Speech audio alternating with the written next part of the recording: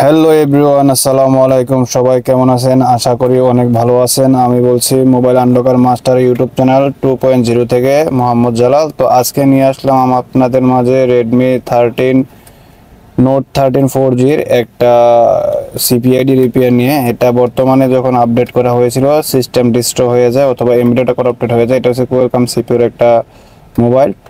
তো যাদের সিপিআইডি নিয়ে অনেক ধরনের প্রবলেম রয়েছে, যে কোনো মোবাইল হতে পারে, এটা রেডমি 14C হতে পারে, 13 মন হতে পারে, রেডমি নোট 13 4G এটার মতো হতে পারে। তো এটাকে ফার্স্ট টাইমে আপনি ইএনজি ফ্লাশ করতে হবে অ্যান্ড্রয়েড মাল্টি টুল দিয়ে।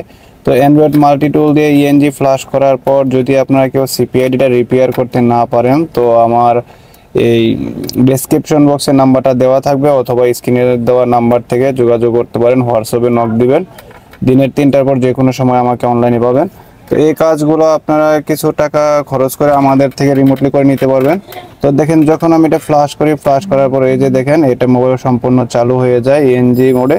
তো চালু হওয়ার পর আমি এটাকে আবার ডায়োড ওপেন করতে হবে। ডায়োড মোড ওপেন করার জন্য একটা সিক্রেট টিক্স রয়েছে, তো এটার জন্য যোগাযোগ করতে হবে ইনশাল্লাহ।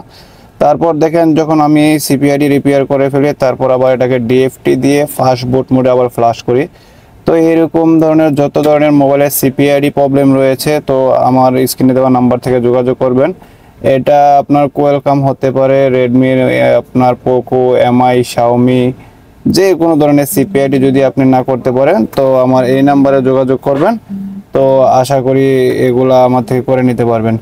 তো আজকে আসলে এই পর্যন্তই। আসসালামু আলাইকুম। তো আমি আবারও আপনাদের সাথে দেখা হচ্ছে, অন্য একটা ভিডিও নিয়ে আসবো সিপিআইডির। তো এই ভিডিওটা যদি কারো কাছে একটু হলেও ভালো লেগে থাকে, তাহলে অবশ্যই কমেন্ট করবেন, শেয়ার করবেন আর সবার মাঝে এটা ছড়িয়ে দেবেন। এটা একটা রিকোয়েস্ট রইল, কেননা নতুন ইউটিউব চ্যানেল খুঁজছি, তো আপনাদের ভালোবাসা হয়তো বা ইউটিউব চ্যানেলটা অন্যর কাছে পৌঁছালে ইনশাল্লাহ আমি আরও এগিয়ে যেতে পারবো। তো ভিডিওটা কেমন হয়েছে অবশ্যই বলে যাবেন। Thank you for everything.